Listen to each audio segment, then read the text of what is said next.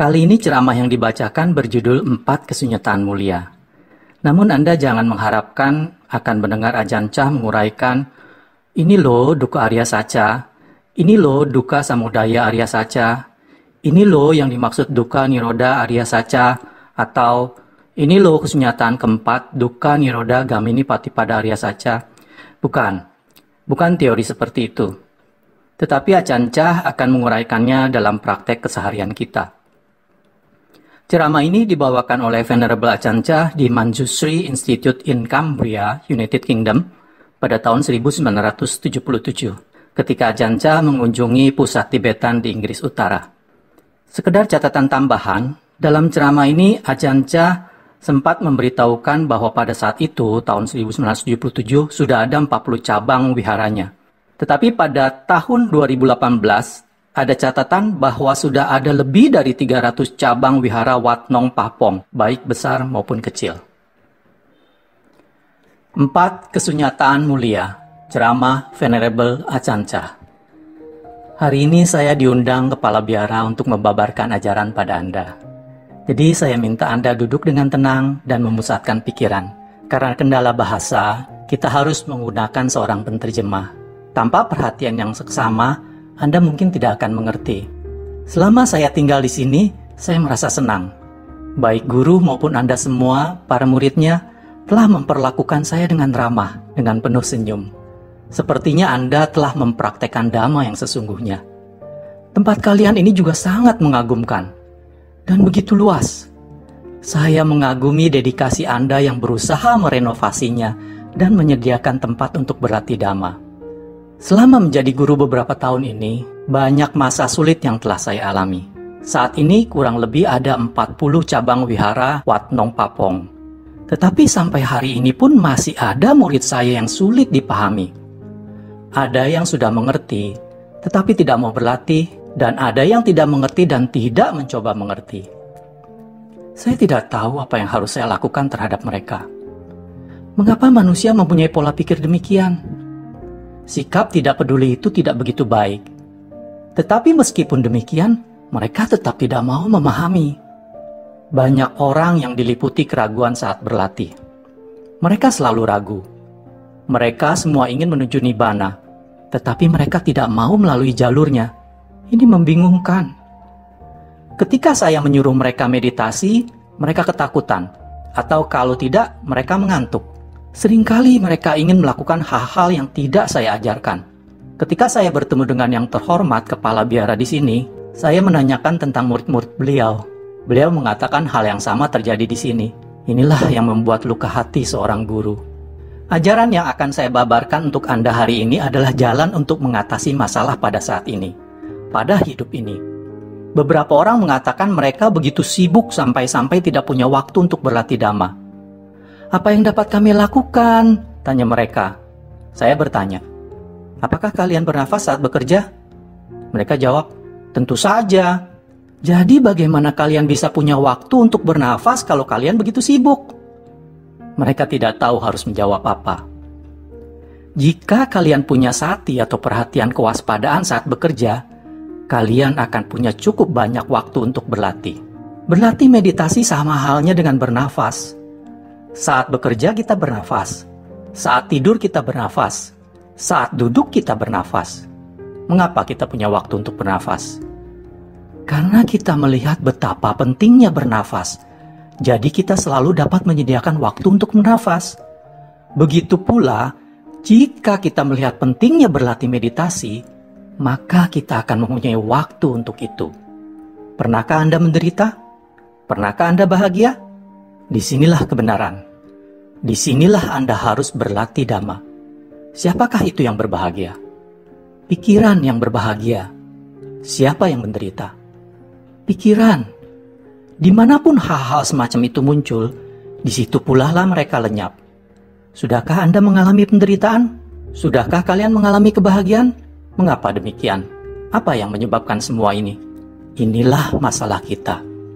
Jika kita mengetahui penderitaan, penyebab penderitaan, hilangnya penderitaan, dan jalan yang menuju ke akhir penderitaan, kita dapat memecahkan masalah itu. Ada dua macam penderitaan. Penderitaan biasa dan penderitaan tidak biasa. Penderitaan biasa adalah penderitaan yang memang menjadi sifat dari semua kondisi. Berdiri adalah penderitaan, duduk adalah penderitaan, berbaring adalah penderitaan. Ini adalah penderitaan yang memang ada di dalam setiap fenomena yang terkondisi. Bahkan Sang Buddha pun mengalami hal-hal semacam itu. Beliau mengalami rasa nyaman dan rasa sakit, tetapi mengenalinya sebagai kondisi alami. Beliau tahu bagaimana mengatasi perasaan-perasaan yang timbul dari rasa nyaman dan rasa sakit ini lewat pengertian terhadap sifat alami. Karena pengertian inilah, maka perasaan-perasaan yang timbul tidak mengganggu beliau. Jenis penderitaan yang kedua inilah yang penting, yaitu penderitaan yang masuk dari luar, penderitaan yang tidak biasa. Jika kita sakit, mungkin kita akan memerlukan suntikan dokter. Saat jarum suntik disuntikan, ada sedikit rasa sakit. Itu hal yang wajar. Saat jarum dicabut, rasa sakit itu pun ikut lenyap. Ini adalah penderitaan yang biasa, tidak ada masalah. Semua mengalami. Penderitaan yang tidak biasa adalah penderitaan yang timbul dari apa yang kita sebut upadana, kemelekatan pada sesuatu. Ibarat mendapat suntikan yang berisi racun. Ini bukan lagi rasa sakit biasa, melainkan rasa sakit yang berakhir dengan kematian. Demikian juga penderitaan yang timbul karena kemelekatan. Pandangan yang salah, yang tidak mengetahui bahwa segala sesuatu yang terkondisi itu tidak kekal, adalah masalah yang lain lagi. Keadaan yang terkondisi adalah alam samsara. Bila kita tidak menginginkan adanya perubahan, kita pasti menderita. Ketika kita berpikir bahwa badan ini adalah kita atau milik kita, rasa takut timbul saat kita melihat badan ini berubah menjadi tidak lebih baik. Lihatlah nafas. Sesudah masuk ia harus keluar. Sesudah keluar ia harus masuk lagi. Begitulah sifatnya. Dan karena sifat inilah kita mampu bertahan hidup. Jika kita hanya mengembuskan nafas keluar atau hanya menghirup masuk saja, kita tidak dapat hidup. Segala sesuatu tidak berjalan seperti itu. Begitulah kondisi. Tetapi kita tidak menyadari hal itu. Misalnya, kita kehilangan sesuatu benda. Jika kita berpikir bahwa benda itu benar-benar milik kita akan berlarut-larut bersedih karenanya. Dan jika kita tidak dapat melihatnya sebagai sesuatu yang terkondisi, yang menjalani sifat alaminya, maka kita akan menderita. Jika kita hanya menghirup nafas dan tidak mengembuskannya, mengembuskan nafas saja tanpa menghirupnya, dapatkah kita hidup? Hal yang terkondisi memang harus berubah. Melihat hal ini adalah melihat Dhamma, melihat anicang atau perubahan. Hidup kita tergantung dari perubahan semacam itu. Bila kita mengetahui segala sesuatunya seperti apa adanya, kita dapat melepaskannya. Tujuan latihan Dhamma adalah mengembangkan pengertian tentang bagaimana berlangsungnya proses hukum alam. Dan dengan demikian, penderitaan tidak muncul. Jika kita mempunyai pola pikir yang salah, maka kita akan berselisih dengan dunia, dengan Dhamma, dan dengan kebenaran. Misalkan Anda sakit, dan harus dirawat di rumah sakit. Kebanyakan orang berpikir, tolong, jangan biarkan saya mati. Saya tidak mau mati. Saya ingin sembuh. Ini adalah cara berpikir yang salah, yang akan membawa penderitaan. Anda harus berkata pada diri sendiri, saya berusaha mengobati jasmani ini. Jika saya akan sembuh, ya sembuh. Dan jika saya akan mati, ya mati. Ini adalah cara berpikir yang benar. Karena kita tidak dapat sepenuhnya mengatur keadaan. Jika kita berpikir seperti ini, sembuh atau tidak sembuh tidak jadi soal. Kita tidak bisa salah. Dan kita tidak perlu khawatir. Ingin sembuh dengan segala cara dan takut menghadapi kematian, ini adalah pikiran yang tidak mengerti kondisi. Kita harus berpikir, jika saya sembuh, itu bagus. Jika tidak, itu pun bagus. Dengan begitu kita tidak dapat salah. Kita tidak perlu menangis atau takut, karena kita telah menyesuaikan diri dengan segala sesuatu seperti apa adanya. Sang Buddha melihat dengan jelas. Ajaran beliau selalu relevan, tidak pernah ketinggalan zaman, tidak pernah berubah. Pada zaman sekarang pun masih tetap benar seperti dulu. belum ketinggalan zaman. Segala sesuatunya masih tetap benar seperti dulu, belum ketinggalan zaman. Segala sesuatu masih seperti apa adanya, belum berubah. Dengan membawa ajaran ini ke dalam sanubari, maka kita dapat memperoleh ketenangan, kedamaian, dan kesejahteraan. Dalam ajaran, ada gambaran mengenai bukan diri, ini bukanlah aku, bukan milikku. Tetapi orang tidak suka mendengarkan ajaran-ajaran seperti ini, karena mereka terikat pada konsep diri. Inilah penyebab penderitaan. Kita harus merenungkannya. Hari ini seorang wanita bertanya tentang bagaimana cara menghadapi kemarahan. Saya katakan bahwa jika lain kali kemarahan itu timbul, pasanglah jam weker dan taruhlah di depan mata. Kemudian sediakan 2 jam untuk mengusir kemarahan itu. Jika kemarahan itu benar-benar miliknya, maka ia mungkin bisa mengusir kemarahan itu dengan berkata, "Pergilah dalam waktu 2 jam." Tetapi nyatanya kita tidak berkuasa memerintah seperti itu. Kadangkala dalam 2 jam kemarahan itu belum berlalu. Sedangkan pada kesempatan lain, 1 jam saja sudah cukup. Berpegangan pada kemarahan sebagai milik pribadi akan membawa penderitaan. Jika ia benar-benar milik kita, seharusnya ia patuh. Jika tidak, berarti itu hanyalah tipuan. Jangan terpedaya. Jangan tertipu baik oleh pikiran sedih atau gembira. Jangan tertipu baik oleh pikiran mencinta atau membenci. Semuanya hanyalah sementara. Pernahkah Anda marah? Ketika Anda marah, bagaimana rasanya? Nyaman atau tidak? Jika terasa tidak enak, mengapa tidak dibuang saja perasaan itu? Mengapa repot-repot disimpan? Bagaimana Anda menyebut diri Anda pandai dan bijaksana jika Anda melekati hal-hal semacam itu? Semenjak lahir sudah berapa kali Anda ditipu oleh pikiran sehingga menjadi marah?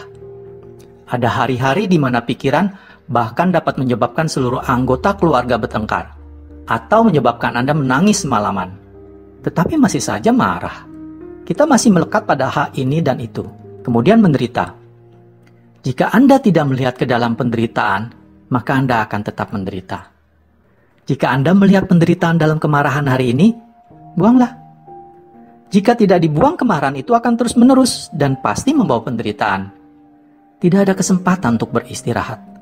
Dunia samsara memang seperti itu. Jika kita tahu sebagaimana adanya, kita dapat memecahkan masalahnya. Sang Buddha bersabda bahwa untuk mengatasi penderitaan adalah melihat bahwa ini bukanlah aku. Ini bukanlah milikku. Ini adalah metode yang sempurna. Tetapi biasanya kita tidak memperhatikan hal ini. Ketika penderitaan muncul, kita hanya sedih tanpa belajar darinya. Kita harus benar-benar memperhatikan penderitaan yang timbul, penyebabnya, dan jalan menuju lenyapnya penderitaan untuk mengembangkan kebudayaan. Perhatikanlah baik-baik. Saya akan memberikan dhamma di luar kitab.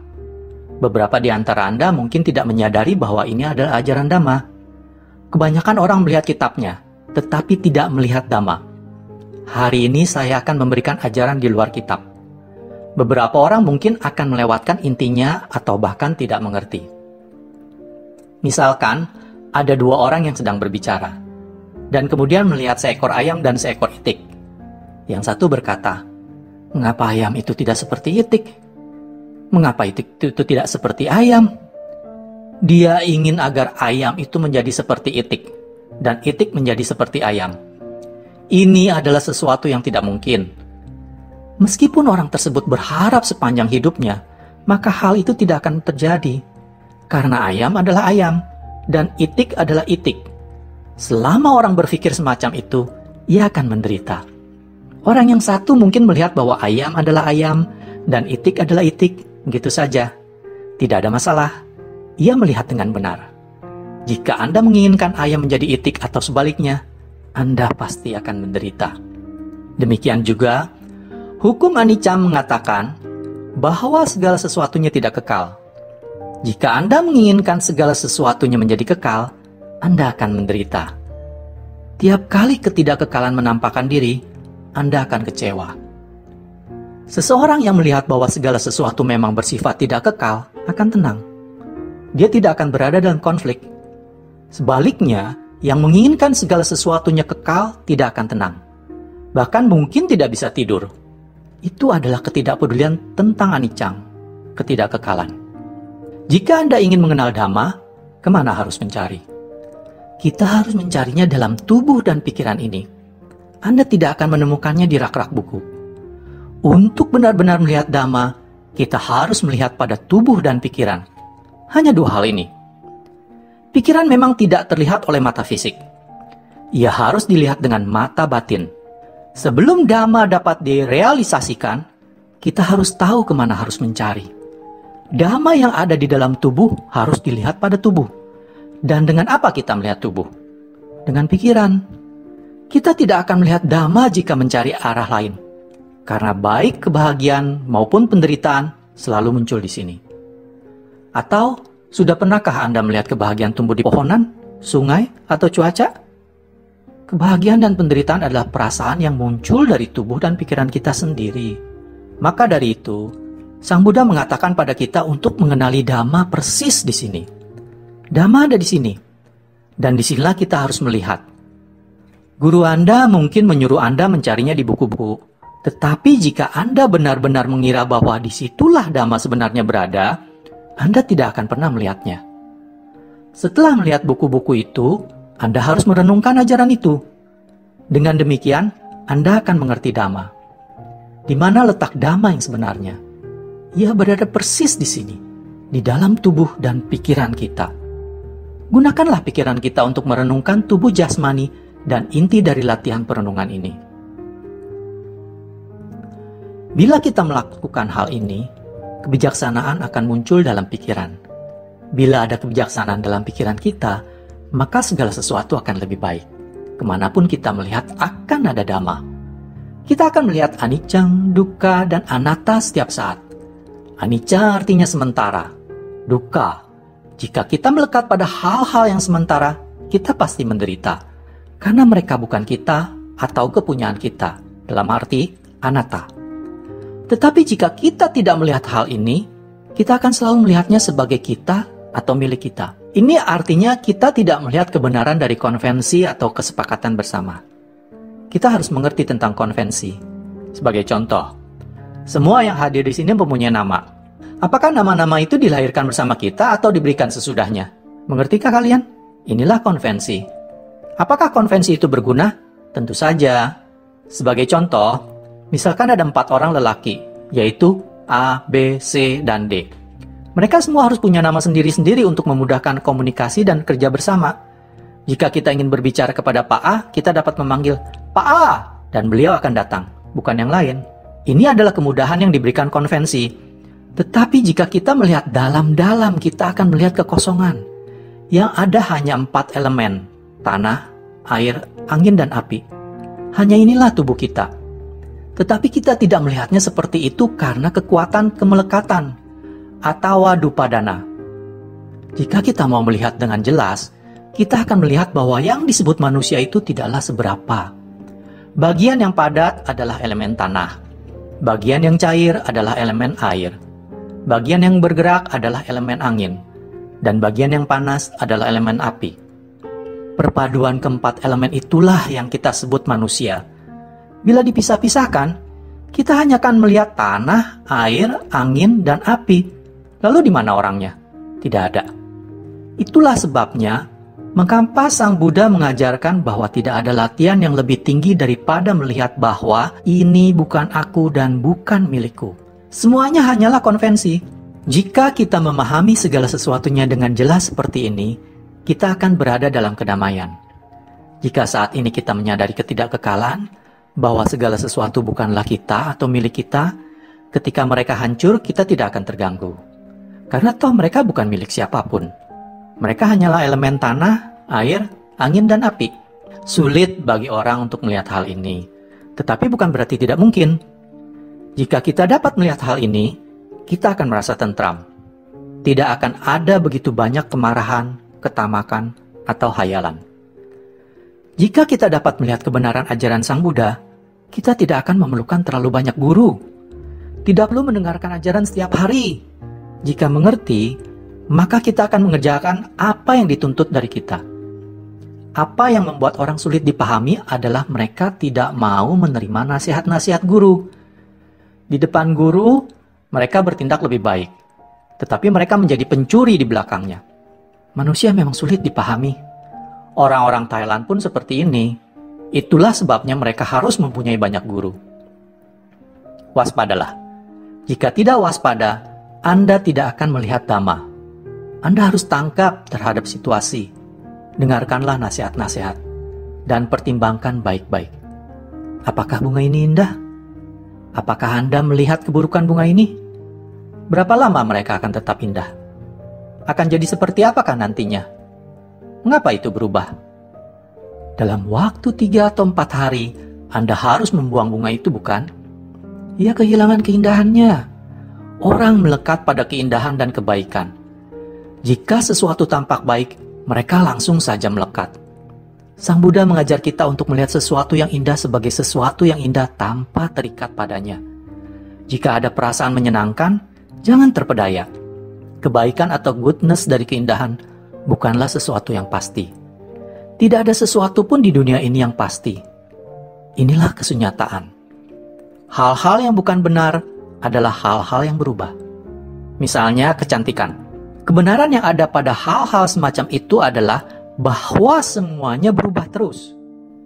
Jika kita percaya bahwa sesuatu itu benar-benar indah, maka saat keindahannya hilang, pikiran kita ikut kehilangan keindahannya.